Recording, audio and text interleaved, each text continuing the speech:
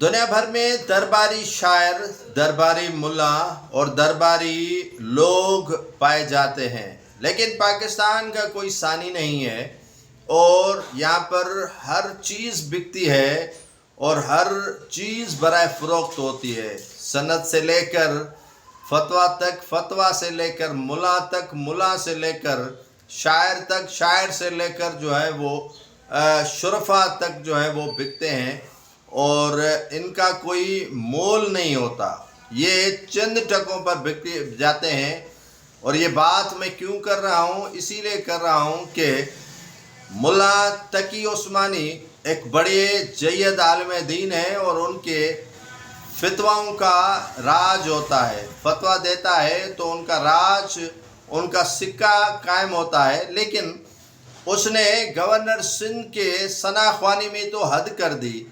اگر آپ وی پی این کے حوالے سے جو یہاں کے علماء کی فتویٰ آپ دیکھ لیں کہ وی پی این حرام ہے، اب یہ تقی عثمانی صاحب کی فتویٰ آئی ہے یا انہوں نے خیالات کا اظہار برملا طور پر کیا ہے کہ حضرت عمر بن ابن خطاب کے طرز پر گورنر سندھ جو کامران ٹسوری ہیں چل رہے ہیں۔ کیا حضرت عمر ابن خطاب رضی اللہ تعالیٰ عنہ نعوذ باللہ وہ کسی ڈکیتی کے مقدمے میں مطلوب تھے؟ کیا وہ دوسروں کی زمینوں کا حق کھاتے تھے؟ کیا جو دہشت گرد تنظیموں کے بہا پہ جو ہے وہ گورنر سندھ یا گورنر جو ہے وہ مکہ یا مدینہ بنے تھے؟ کیا ریاست کے جو خلیفے اس وقت بنے تھے حضرت عمر بن خطاب، کیا اسی طرز پر بنے تھے؟ یا وہ جو کار خیر کرتے تھے حضرت عمر بن خطاب، کیا یہ کامران ٹسوری اسی طرز پر جو ہے وہ عمل کر رہے ہیں یا چل رہے ہیں؟